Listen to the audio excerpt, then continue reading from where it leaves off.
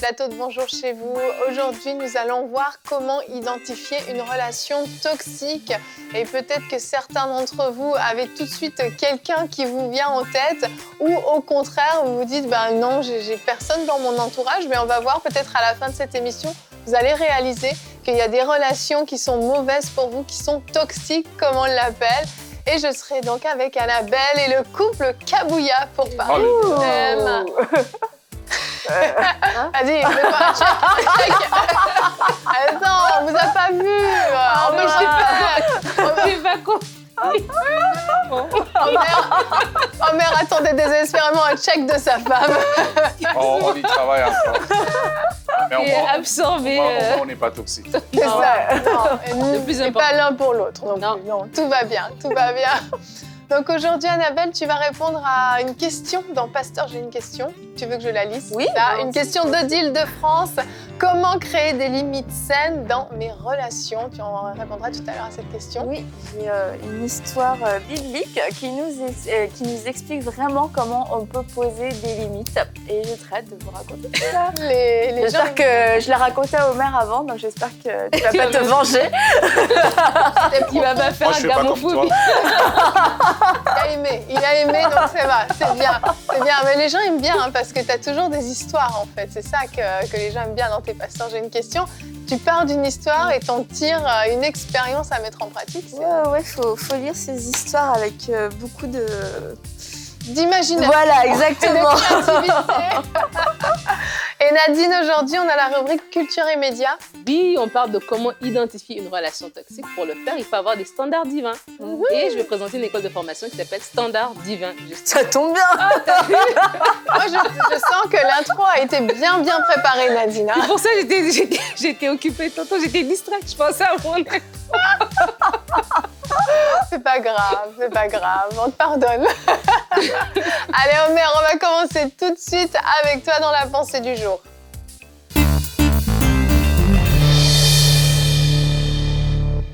Alors, êtes-vous prisonnier d'une relation toxique? Et j'aimerais citer un exemple, une femme bien connue du nom de Léa.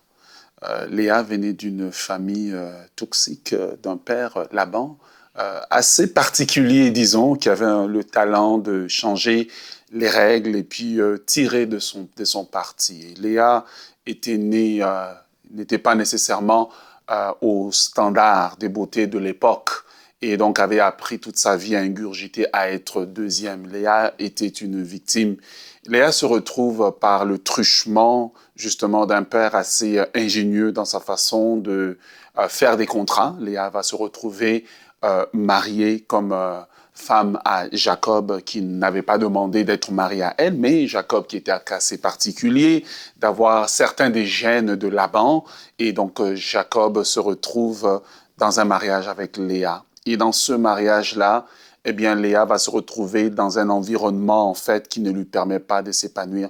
Parce qu'en réalité, Dieu nous donne toujours nos relations pour que nous puissions nous épanouir, pour que nous puissions grandir, pour que nous puissions devenir meilleurs. Dieu ne nous met pas des relations pour nous freiner, nous détruire et nous emmener en bas. Et dans ce mariage dans lequel Léa se retrouvait, eh bien, Léa ne sera jamais vraiment heureuse. Elle va juste passer d'étape en étape en faisant enfant après enfant, en espérant, en fait, recevoir de l'amour et de l'attention de la part de son mari, en espérant être validée. Parce que lorsque on est dans une relation ou un environnement qui produit une relation toxique ou qu'une relation est mal gérée, qu'elle devient toxique finalement, eh bien, on va souffrir souvent de dépression, découragement, des pensées noires. On va souvent avoir des problèmes d'insomnie. On va souvent avoir des problèmes, en fait, d'estime de soi-même.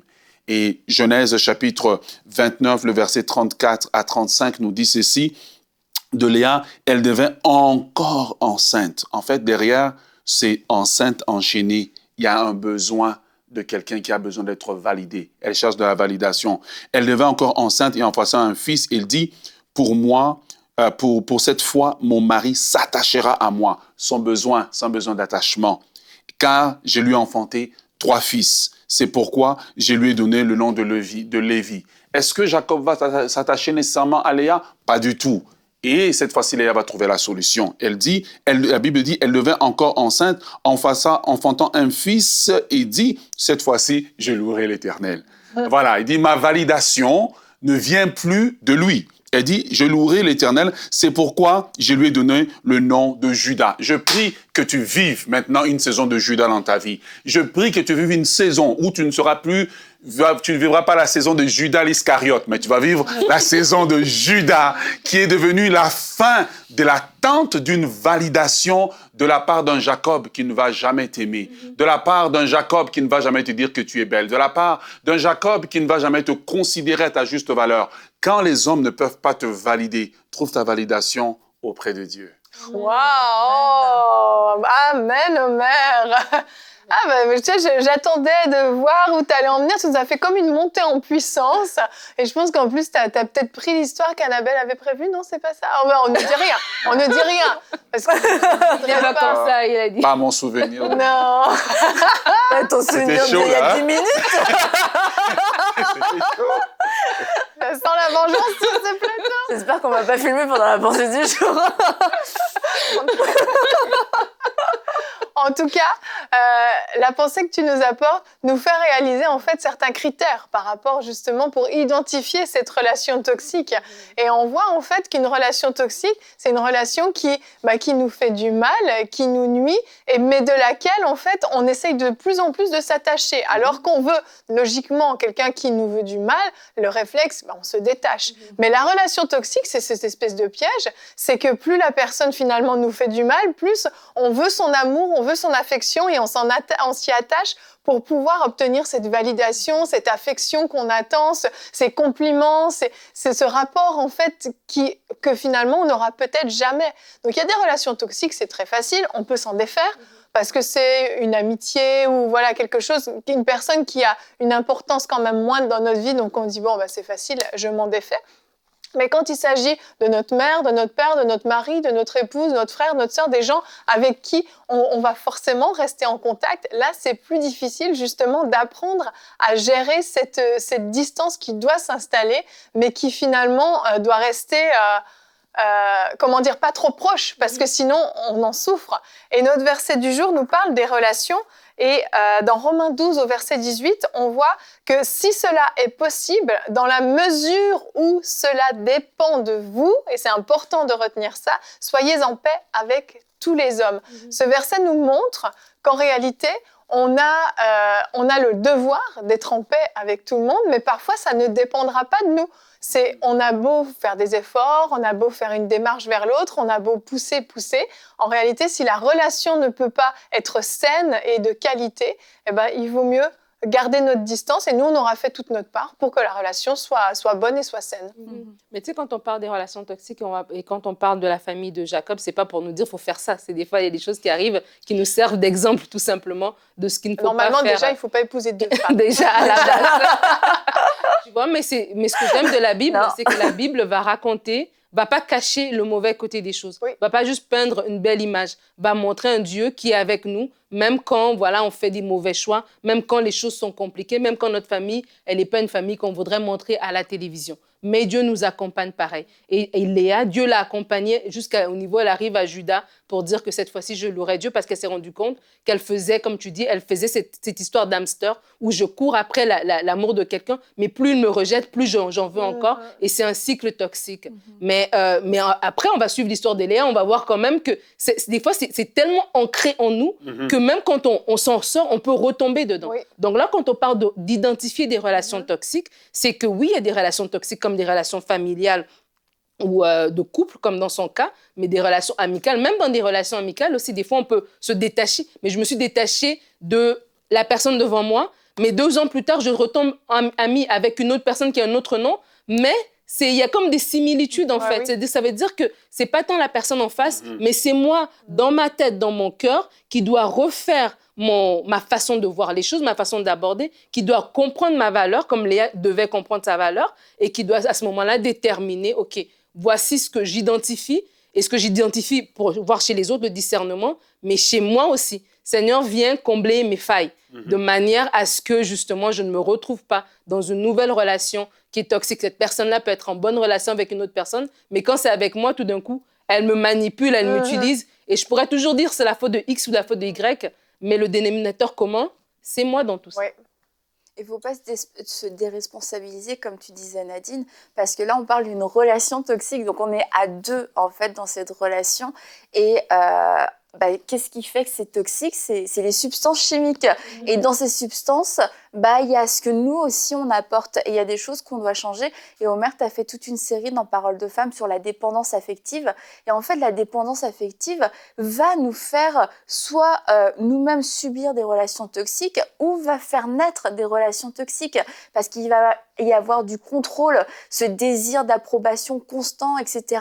Et en fait, c'est nos substances à nous qui créent ce mélange qui devient toxique. Et comme disait Nadine, finalement, on va entrer dans tout un tas de relations et puis on va dire, non, c'est les gens qui me font du mal parce que regarde, je suis incomprise, je vais voir, je suis pas validée, j'ai beau faire tout ce que je peux, jamais ils vont reconnaître ma valeur. Et puis il y a plein de posts en ce moment qui passent sur ça, même dans les réseaux sociaux. Éloigne-toi des gens qui t'apportent rien, éloigne-toi des gens pour qui tout ce que tu feras, ce sera jamais assez. Mais d'un autre côté, c'est comme, quelle est ta part de responsabilité? Si on est dans une relation, c'est important de demander au Saint-Esprit, est-ce que moi, j'ai des substances toxiques en moi qui ont besoin d'être traitées, qui ont besoin d'être guéries? Parce que moi, je veux pas contaminer. Et on est beaucoup en train de regarder qui est toxique dans mon entourage, qui sont ces personnes toxiques qui bloquent mon potentiel, se dire, ma destinée, exactement. Mais c'est de se dire, mais peut-être que moi-même, sans être une personne 100% toxique, peut-être que j'ai des substances toxiques qui viennent empoisonner et contaminer mes relations. Le jour où, dans la vie de Léa, le focus est devenu Dieu, tout le reste a commencé à pâlir, en fait. Et le texte est tellement puissant, il dit, quand elle a dit, cette fois-ci, je donnerai la louange pour le résultat de mon travail, le résultat de ma grossesse, le résultat de ma beauté. Je donne toute la louange à Dieu. La Bible dit, elle a cessé d'enfanter. Dieu a dit, tu es guéri maintenant. Et il y a des gens qui répètent des cycles, Et quand tu te regardes, et c'est pour ça qu'ils pensent que leur problème, c'est de changer de relation, c'est d'avoir un nouveau conjoint, d'avoir une nouvelle femme, d'avoir 2, 3 femmes. Mais en fait, c'est que tu es brisé et tu as besoin que Dieu puisse te guérir. Dieu puisse, si je me permets le terme, de te réparer. Ouais. Parce que tant que ça, c'est pas réglé, tu penseras toujours que ton problème est à l'extérieur. Et dans le cas de Léa, on se rend compte que le problème n'était pas à l'extérieur.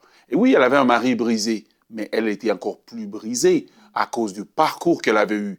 Mais à partir du moment où elle dit « je louerai Dieu », ça veut dire que mon mari ne peut pas me satisfaire, il ne peut pas me réparer, mais c'est Dieu qui peut. Et je prie que dans le cheminement que tu es en train de faire actuellement, que tu arrives à un moment où tu dis « assez, c'est assez.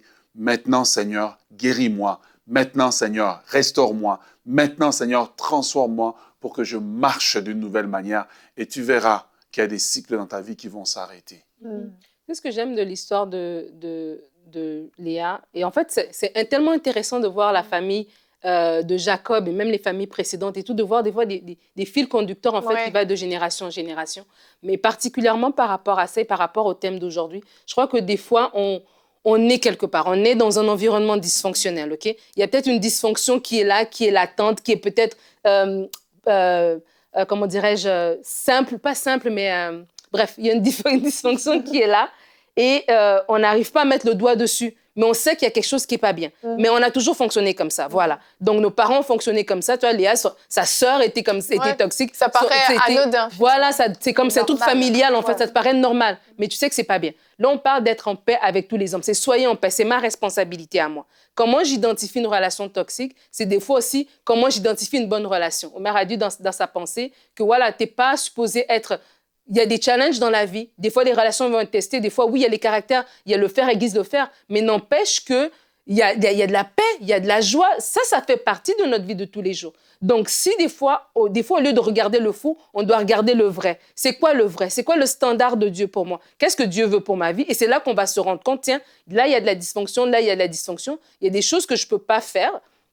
Mais je peux être en paix. Moi, je peux dire, Seigneur, viens me changer. Moi, je peux dire, moi, je vais marcher dans la paix. Moi, je peux dire, moi, je vais marcher dans l'amour. Je vais marcher je vais bénir les autres. Et vraiment, si je ne peux pas, il y a dans des domaines, j'aurais besoin de la sagesse divine pour pouvoir gérer comme Abigail a dû avoir la sagesse divine par rapport à son mariage. Mais il y a dans d'autres éléments, dans d'autres relations où je vais tout simplement être une personne de paix. Et je vais dire, non, moi, mon standard à moi, c'est ça les relations que j'ai besoin. Et puis, je dois me séparer de certaines personnes, tout simplement. Et ça fait partie aussi de la marche chrétienne. Des fois, justement, quand on a tellement été habitué d'être dans de la dysfonction, que c'est plus sécuritaire pour nous d'être dans de la dysfonction que d'avoir le courage de marcher dans une relation saine. Mais oui. Et des fois, on a peur de ce temps de solitude, de ce temps où on doit se reconstruire avant de marcher dans une relation saine. Et ça nous coûte trop. Donc, on préfère rester justement dans cette dysfonction. C'est sûr, mais parce qu'il y a cette dépendance dont Omer a parlé dans Parole de femme, cette dépendance affective qui est là.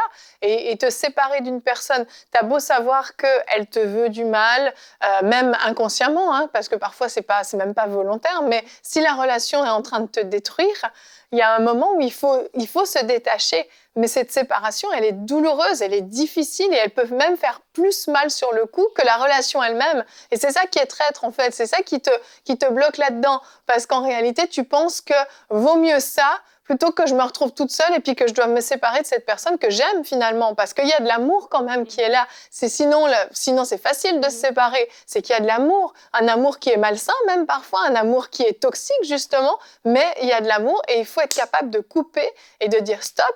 Je vaux mieux que ça. Je vaux mieux que ça et je ne veux plus me faire manipuler. Il y a des manières de faire, des schémas qui sont là dans la relation, qui reviennent tout le temps.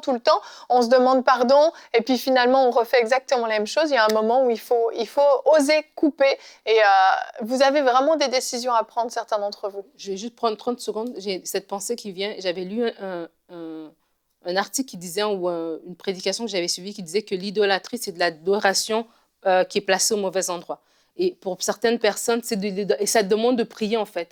C'est quand tu parles de ne pas être capable de se détacher. Seigneur, est-ce que j'ai des idoles dans ma vie? On a parlé, les idoles, ce n'est pas juste un... Et des fois, il y a des relations qui sont des idoles. Et quand tu vas faire cette prière sincère, ce détachement, en fait, va se faire. Ouais. Parce que d'abord, spirituellement, tu vois un peu, avant d'être naturellement de décider, à partir d'aujourd'hui, je ne te parle plus. Non, c'est d'abord ça. Et ça va t'amener même dans une repentance et même une sagesse renouvelée, une intelligence renouvelée par rapport à la situation que tu vis. Amen. Annabelle, on continue sur notre thème. Une question, à mon avis, une réponse bien attendue. Odile nous demande comment créer des relations saines dans mes relations. Des limites saines. Oh, pardon. J'ai dit des relations. C'est une très bonne question, Odile. On a souvent, je trouve, une mauvaise définition, une mauvaise vision des limites. On a l'impression que les limites, ce sont des murs, des frontières qui vont nous séparer. Mais en fait, les limites, quand on les comprend, ça nous rapproche. C'est des limites qui apportent la paix, qui apportent des moments de partage, qui apportent l'unité. Et à partir du moment où on comprend qu'en fait, les limites, ça sert à se retrouver, mais à un certain endroit, sans que l'un ou l'autre se sente envahi, se sente manipulé, on a moins déjà peur de poser des limites. Ça, c'est la première chose. Beaucoup de gens ont peur de poser des limites pensant qu'ils vont rejeter les gens. Mais en fait, on ne les rejette pas. On délimite un espace autour de nous, un espace sécuritaire. Et ces limites vont être des endroits de rencontre, un peu comme entre deux voisins. Souvent, les voisins, vous allez voir, ils vont se parler chacun au bord. Chacun est chez soi et on se parle et c'est comme ça. Et puis, le chien du voisin, quand il fait ses besoins dans son jardin, ça vous dérange absolument pas. On s'en fiche. Mais d'un seul coup, il franchit la limite. Là, ça devient un scandale. Alors qu'il faisait exactement la même chose à 3 cm, mais c'était rien du tout parce que les limites ont été dépassées. Et en fait, tout ce qui se passe dans chacun son territoire, c'est un sujet de réjouissance pour tout le monde. Et donc, les limites sont saines. Et on va aller voir l'histoire de Laban et de Jacob. On continue. On peut faire une série avec eux. Hein. Jacob arrive chez Laban après avoir fui. Et là, Laban, on connaît l'histoire, le fait travailler pour ses 2 filles, 7 ans, 14 ans, et encore 6 ans aussi pour le troupeau. Donc ça fait que pendant 20 ans, Jacob, il est juste en train de travailler pour Laban et il se fait manipuler. Il se fait raconter des histoires. Oui, bientôt tu vas pouvoir ceci et cela. Et en fait, il est complètement passif. Parce qu'il a peur. Il le dit, en fait, au bout d'un moment, il part parce qu'il n'en peut plus. Là, il se dit, ok, là, j'en peux plus, je pars, je prends mes femmes, je prends mon troupeau et je m'en vais. Et quand Laban arrive, il le poursuit. Laban poursuit Jacob, il se dit pas, ah bon, il est parti, enfin, il a compris. Non, Laban pense pas comme ça. Laban se dit, non, il est parti avec mes filles, avec mon troupeau, je vais aller les voir. Bon, la Bible nous dit que Laban a eu un rêve de Dieu, donc ça a aidé quand même, parce qu'il lui a dit, attention à ce que tu vas faire. Mais Laban le poursuit. Et quand il dit, mais pourquoi est-ce que tu es parti comme ça? On voit Laban encore qui a tout ce langage de manipulation. Tu es parti et tu as pris mes filles, j'ai pas pu les saluer. De genre, tu l'aurais laissé partir. Ok, on a lu les chapitres d'avant et c'est sûr que tu l'aurais pas laissé partir. Oh, c'est intense quand tu lis la Bible. Oui, oui. Et Jacob dit, j'ai eu peur. Et en fait, ça nous montre que Jacob a eu peur de poser des limites. Et il a eu peur de dire, voilà ce qui m'appartient, voilà mes droits, voilà ce que je peux faire. J'ai travaillé 20 ans pour toi, tu t'es moqué de moi. Regarde, aujourd'hui, c'est terminé. Et à partir de ce moment-là, Laban, d'un seul coup, Jacob, il le voit comme un homme. Ouais. Ok, là, je peux plus. Là, il a compris. Et là, ça va plus fonctionner. Mon baratin, mon blabla, etc. Donc, à partir de ce moment-là, il commence à respecter Jacob. La limite que Jacob a posée a été une occasion pour Laban de le respecter. Wow. Et quelquefois, on est dans des relations toxiques parce qu'on ne montre pas aux gens la limite et on leur en veut après, mais on est responsable parce qu'on ne leur a pas montré la limite. Là, Laban a compris, je ne peux plus aller plus loin. Donc, parfait. Et après, du coup, ils continuent de parler, etc. Et finalement, ils se disent au chapitre 31, verset 45, Jacob prit une pierre et l'adressa en guise de monument. Jacob dit aux membres de sa parenté, ramassez des pierres. Ils prirent des pierres et firent un tas et ils mangèrent là sur le tas. Et en fait, plus tard, on nous dit que ça nous servira de témoin. Et ces pierres représentent les limites. Et quand je dis c'est un lieu de réunion, c'est un lieu de partage, ils ont tracé une limite, mais ils ont dit c'est sur ces pierres qu'on va manger. C'est sur ces pierres qu'on prend un accord. C'est sur ces pierres qu'on se rencontre, qu'on se comprend, qu'on s'accepte et qu'on va vivre une relation de paix où je reconnais que c'est ton troupeau, c'est tes femmes et je te les laisse. Et toi aussi, ne viens pas au-delà de ces pierres pour venir me chercher du mal, pour venir me faire du mal. Laban lui dit au verset 51, « Voici ce tas de pierres et ce monument que j'ai placé entre toi et moi. Ils seront témoins que je ne dépasserai pas ce tas dans ta direction et que de ton côté, tu ne dépasseras pas ce tas et ce monument dans ma direction avec de mauvaises intentions. » Donc la limite a été tracée. Je n'irai pas me mêler de ce qui ne me regarde pas, mais toi ne viens pas m'attaquer. Laban lui dit quand même, par contre, si tu maltraites mes filles, attention. Et là, en fait... Bon, je ne rentrerai pas dans ce sujet parce que j'ai déjà dépassé mon temps. Mais la limite que Jacob a décidé de poser, Laban l'a respectée. Laban a respecté Jacob. Et cette limite a été un endroit de rencontre, un endroit où ils ont même pu manger ensemble. Donc, c'est bon de poser des limites. Et on le fait dans la franchise, on le fait avec le courage. Et parce qu'on pense aussi qu'on a la responsabilité de notre responsabilité, la responsabilité de notre famille. Et que Laban ne pouvait pas indéfiniment prendre Jacob pour un esclave et ses filles aussi, comme les manipuler comme des instruments. Donc voilà. Waouh, merveilleux. Bravo Annabelle. Attends 30 secondes Nadine. Chapitre 32, juste après, ils ont tracé la limite. Laban se leva de bon matin, embrassa ses petits-enfants et ses filles, les bénit, puis il partit pour retourner chez lui. Voilà, on a tracé la limite, on se fait des bisous et on se bénit et on repart chacun chez soi. Bon, ça dépend avec qui on est obligé de se faire des bisous. Hein, mais... Non, non. Excellent, merci Annabelle. Un super pasteur, j'ai une question, comme toujours. Et vous aussi, comme toujours, vous pouvez nous écrire à l'adresse pasteur j'ai une question @emcitv.com et on enchaîne avec le petit temps qui reste. Pardon Nadine. Oh, tout le monde a débordé, t'inquiète pas. Avec la rubrique pas respecter culture les limites et médias.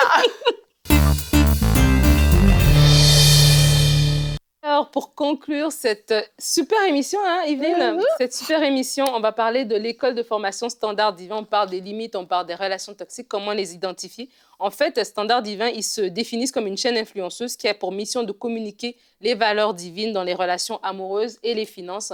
Et donc, ils ont des modules, en fait, sont disponibles sur les réseaux sociaux, sur la guérison intérieure, l'appel et la destinée, le bon choix du conjoint et réussir et entreprendre sa vie. Et vraiment, il y a aussi du contenu gratuit aussi sur YouTube et sur leur chaîne, sur leur site par rapport à tous ces informations qui donnent, cette formation qui donne, en fait, c'est des modules, tu prends des cours et tu peux aller au prochain module au fur et à mesure d'une formation qui dure 6 mois. Et justement, dans le temps qui nous reste, on va écouter une petite vidéo de présentation d'un de leurs modules. J'ai l'impression d'être prête à me marier, mais les choses semblent tarder. Comment attirer l'homme de ma vie? Les disputes sont devenues trop nombreuses et je me demande si ça vaut la peine de continuer. Quelle attitude adopter quand un frère m'approche et qui ne correspond pas à mes attentes? À quel moment parler de sexualité dans le cheminement? J'ai peur d'une incompatibilité sexuelle dans le mariage. Je l'aime, mais je ne sais pas si c'est réciproque. Que faire? J'ai reçu une révélation de ma future femme. Comment la gérer? Le module « Faire le bon choix du conjoint » correspond simplement aux personnes qui veulent avoir des réponses précises à ce genre de questions qui ont été posées. Alors, nous allons vous parler des standards divins pour reconnaître l'homme de votre vie, la femme de votre vie, avoir un cheminement dans la paix, dans le bonheur et avoir un mariage surtout épanoui, toujours dans les standards divins.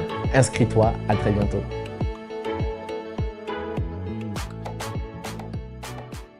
Cool. Et voilà, ouais. Donc, dans la vidéo, on a pu voir, c'est un couple, en fait, Fabrice Famini et son épouse Flora Chenjou. Et en fait, eux deux, c'est des chrétiens, en fait, un couple qui ont décidé de mettre cette plateforme en place. Ils ont vraiment reçu un appel par rapport à ça. Ils ont d'autres personnes aussi dans leur équipe. Et c'est vraiment d'informer sur comment... quel est le cœur de Dieu par rapport à différentes choses. Et comme vous avez vu dans la vidéo, par rapport, par exemple, aux questions relationnelles, c'est quand même une question d'actualité quand même, et on parle, c'est en plein dans le sujet d'aujourd'hui. Oui. Donc, ils viennent apporter un peu par rapport à ce que la parole de Dieu dit par rapport à cela. Donc, standarddivin.com. Super, merci Nadine pour cette belle découverte. Bon, on a fait un survol en fait des relations toxiques en mode marathon. Aujourd'hui.